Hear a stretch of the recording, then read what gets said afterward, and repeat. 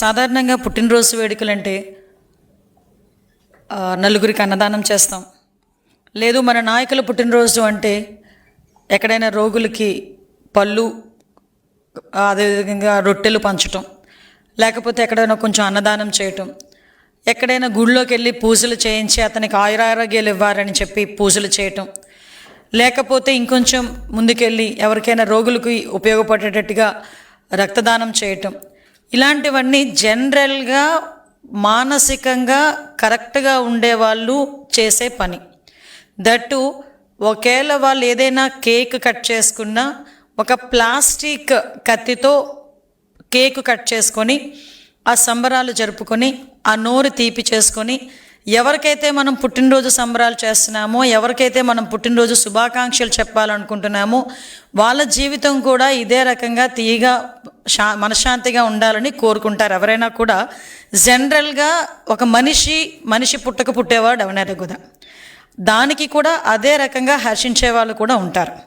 కానీ ఈ మధ్యకాలంలో అంటే ఒక సైకోతత్వం, ఒక ఉన్మాదత్వం, ఒక రాజకీయ ముసుగులో రౌడీయిజాన్ని ప్రేరేపించేటట్టుగా రౌడీయిజం చేస్తున్న నాయకులుగా ఈరోజు కొంతమంది వాళ్ళ నాయకుడు తాలూకా పుట్టినరోజులకి కేకులు కట్ చేసే కత్తి ఈ రకంగా ఉంటుందని నాకు ఈరోజే తెలిసిందండి.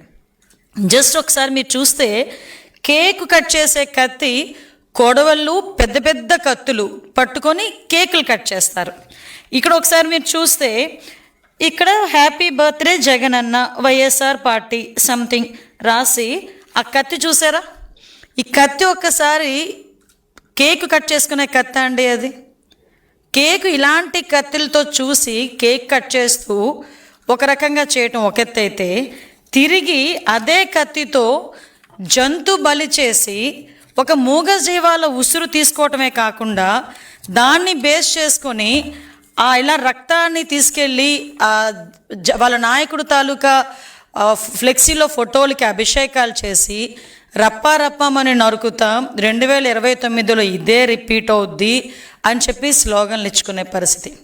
అంటే దీన్ని చూస్తూ ఉంటే మానవత్వం ఎటువైపు వెళ్ళిపోతుంది అన్నది ఒక పక్క అయితే, అంటే రాజకీయాన్ని అధికారం కోల్పోయిన తర్వాత కూడా రాజకీయ ముసుగులో రౌడీయిజం చేస్తూ ప్రజల్ని ఏ విధంగా భయభ్రాంతుల్ని చేస్తున్నారు అన్నది ఒక యాంగిల్ అయితే, రాష్ట్ర అభివృద్ధికి ఆటంకం కలిగించడానికి ఎంతవరకైనా దిగజారుతున్నారు, ఎంత నేరాలు చేయటానికైనా వీళ్ళు వెనకాడట్లేదు అన్న విషయాన్ని గురించి కూడా ప్రజలు అర్థం చేసుకోవాల్సిన అవసరం ఉంది.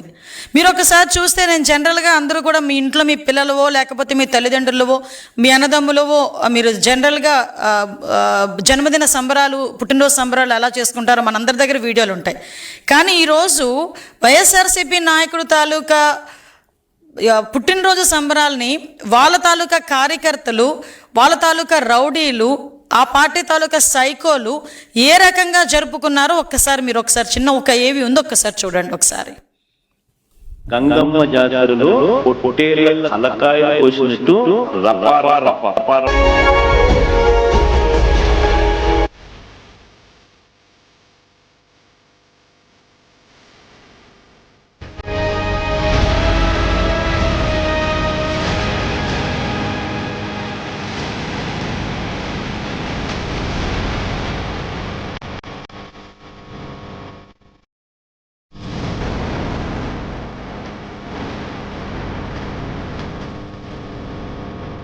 ఫిగర్ దాటగానే గంగలో పొట్టేళ్ళు నరికినట్టు నరుకుతారంట.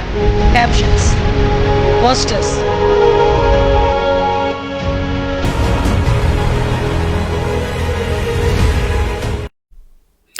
ఒకసారి చూస్తే ఏదో ఫ్యాక్షన్ సినిమా చూసినట్టుగా అనిపించింది లిటరలీ.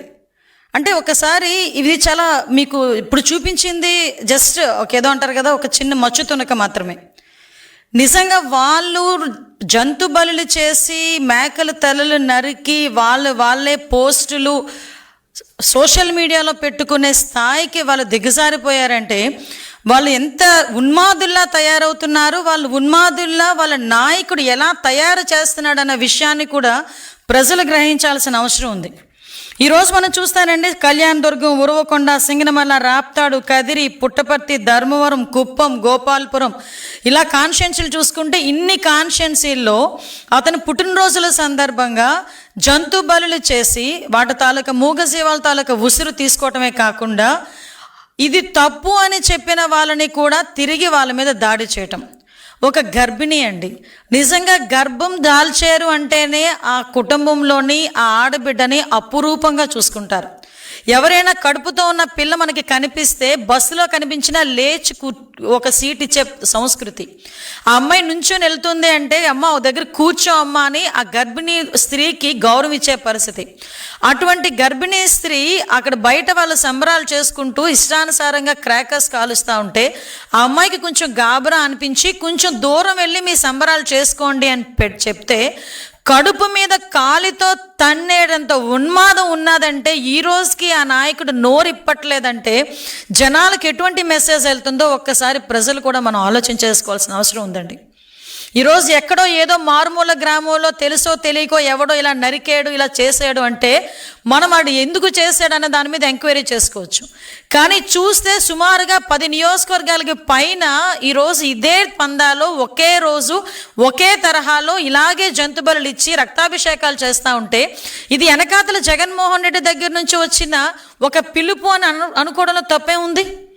ఎందుకనంటే ఈరోజు చూస్తూ ఉంటే వాళ్ళ తాలూకా నాయకులేమో పెద్ద పెద్ద కత్తులు తీసుకొచ్చి కేకులు కట్ చేస్తారు. వాళ్ళ తాలూకా కార్యకర్తలేమో రౌడీలు మాదిరిగా రోడ్డు మీదకి వచ్చి జంతు బలులు చేసి రక్తాభిషేకాలు చేసి మేము 29లో మేము వస్తే ఈ రకంగా నరుకుతామని బహిరంగంగా చెప్పడమే కాకుండా ఫ్లెక్సీలు వేస్తున్నారు. అయినా కూడా ఎక్కడ ఎవరు కూడా ఇది తప్పు అని చెప్పే పరిస్థితులు వాళ్ళకి కనిపించట్లే. ఒక గర్భిణీ స్త్రీ మీద చేయి చేసుకున్నాడు, కడుపు మీద కాలితో తన్నాడని కేసు పెడితే ఇంకొక వైసీపీ నాయకుడు బయటకు వచ్చి అతను జనసేన నాయకుడు అని చెప్పి దాన్ని తీసుకొచ్చి రాజకీయం చేయడానికని చెప్పి ప్రయత్నం చేసే పరిస్థితి. నీ నాయకుడు తాలూకా సంబరాల్లో జనసేన నాయకుడు వచ్చి ఎందుకు క్రాకర్స్ కాలుస్తాడు? ఆ మాత్రం ఇంగితో నీకు లేకపోతే పోయింది కానీ జనాలకు లేదనుకుంటున్నారా? ఈరోజు ఒక్కసారి మనం ఆలోచించుకుంటానండి, ఈ రకంగా వీరు చేస్తున్న ఉన్మాదాలు ఒకవైపు చూస్తూ ఉంటే ఇంతకుముందు మీ అందరికీ తెలుసు, ఇంతకుముందు రౌడీయిజం చేసేవాళ్ళంటూ సెపరేట్గా ఉండేవాళ్ళు, నక్సలిజం చేసే వాళ్ళని మనం అరికడుతున్నాం, రౌడీయిజం చేసే వాళ్ళని అరికడుతున్నాం, ఫ్యాక్షనిజాన్ని కూడా గౌరవ ముఖ్యమంత్రి గారు ఏ రకంగా అణిచివేశారో మీ అందరికీ తెలుసు, ముఠా తగాదాలని కూడా ఏ రకంగా అణిచివేశారో తెలుసు, మతాల మధ్య విద్వేషాలు రెచ్చగొట్టి కర్ఫ్యూలు విధించే పరిస్థితి నుంచి కూడా ఎక్కడా కూడా మత విద్వేషాలు లేకుండా చేసిన ఘనత కూడా గౌరవ ముఖ్యమంత్రి చంద్రబాబు నాయుడు గారిది. అటువంటి పరిస్థితి నుంచి ఈ రోజు పరిస్థితి ఏందిరా అంటే వాళ్ళెవరు ఈరోజు రోడ్ల మీదకి వచ్చి ఉన్మాదుల్లా వ్యవహరించే పరిస్థితి కనిపించట్లే. కేవలం రాజకీయ ముసుగులో రాజకీయాన్ని అడ్డం పెట్టుకొని రౌడీయిజం చేస్తూ రౌడీయిజం చేయిస్తూ ఈరోజు ప్రజలను భయభ్రాంతులు గురిచేసి రాష్ట్ర అభివృద్ధికి ఆటంకం కలిగించడానికి ఒక కుట్ర పన్నే విధంగా ఈరోజు మనం కనిపిస్తుంది.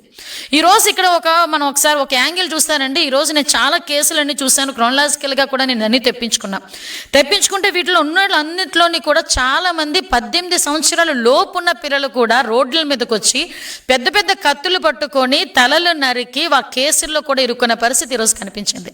అంటే నేనేమంటానంటే ఇంతకు ముందు నువ్వు అధికారంలో ఉండేటప్పుడు గాంజాను తీసుకొచ్చి యువత భవిష్యత్తుని విపరీతంగా నాశనం చేసి వాళ్ళని ఒక సైకోల కింద ఉన్మాదుల కింద కొంతమందిని తయారు చేసిన పరిస్థితి, మళ్ళా తిరిగి ఇప్పుడు అదే రకంగా ఈరోజు బయటకు వచ్చి అపోజిషన్లో ఉన్నప్పటికీ కూడా ప్రతిపక్షంలో ఉన్నప్పటికీ కూడా ప్రజల్ని భయభ్రాంతులను చేయడానికి అటువంటి చిన్న చిన్న పిల్లల్ని ఈరోజు జీవితాలు నాశనం చేస్తూ ఉంటే వైఎస్ఆర్సీపీ నాయకుడికి కనీసం కనికరం అనిపించట్లేదా? ఈరోజు నేను ఎందుకు మాట్లాడుతున్నానంటే ఈరోజు చాలామంది నేను చూస్తే ఎంతమందిని ఈరోజు వాళ్ళందరినీ కూడా నేను బయట చూసాం, ఎంతమంది ఏ ఏజ్ గ్రూప్ ఆఫ్ పిల్లలు ఉన్నారు, ఎవరున్నారు ఇందులో అని చూస్తే 17 సంవత్సరాల పిల్లలు కూడా ఉన్నారు, ఇందులో 19 సంవత్సరాల పిల్లలు కూడా ఉన్నారు. అంటే నువ్వు ఎలాంటి పిల్లల్ని ఈరోజు బయటకు తీసుకొచ్చి వాళ్ళ జీవితాలు నాశనం చేస్తున్నావు? కనీసం నేను తల్లిదండ్రులు కూడా ఒకటి విజ్ఞప్తి చేస్తున్నా, ఒక రాజకీయ పార్టీ వెనకాతలు పంపించినప్పుడు మీరు ఏ రాజకీయ పార్టీ వెనకాతలు మీరు పంపిస్తున్నారు, ఆ రాజకీయ పార్టీ నాయకుడు తాలూకా చరిత్ర ఏంటి, ఆ రాజకీయ పార్టీ నాయకుడు తాలూకా ఉద్దేశాలు ఏంటి, రేపొద్దున నీ కొడుకుకి ఏమైనా జరిగినా, రేపొద్దున నీ కొడుకు ఏమైనా ఇబ్బంది వచ్చినా రాజకీయ నాయకుడు వచ్చి నిలబడతాడా అన్న విషయం కూడా ఈరోజు తల్లిదండ్రులు కూడా ఆలోచించుకోవాల్సిన విషయం అవసరం ఉందండి. ఎందుకంటే ఒక రకంగా చెప్పాలంటే ఆ వైసీపీ నాయకుడు తాలూకా పరిస్థితి ఎలా ఉందంటే, ఆస్తి గురించి సొంత తల్లి మీద సొంత చెల్లి మీద కేసులు పెట్టినవాడు రేపొద్దున నీ కొడుకుని ఎవరైనా అరెస్ట్ చేస్తే ఇలాంటి విషయాలు వస్తాడని మీరు ఎందుకు అనుకుంటున్నావు? నీ కొడుకుని రక్షిస్తాడని నువ్వు ఎలా ఆలోచించుకుంటున్నావు? ఒకసారి నేను ఇదే ఆలోచిస్తున్నాను. ఎందుకంటే ఏంటండి, చిన్న చిన్న పిల్లలండి, 17 సంవత్సరాలు 18 సంవత్సరాల పిల్లలు ఈరోజు కత్తులు పట్టుకుని రోడ్డు మీదకి వచ్చి నరుకుతాం చంపుతాం అని చెప్తా ఉంటే, ఒక ప్రతిపక్ష హోదా చేసేవు, ఒక ముఖ్యమంత్రి, మాజీ ముఖ్యమంత్రివి, ఒక పార్టీ నడుపుతున్న వ్యక్తివి బయటకు వచ్చి ఇది తప్పు అని చెప్పే ధైర్యం లేదు, తప్పు అని చెప్పడానికి కూడా నీకు మనసు రావట్లేదు, మాట రావట్లేదంటే ఏంటి నీ ఉద్దేశం?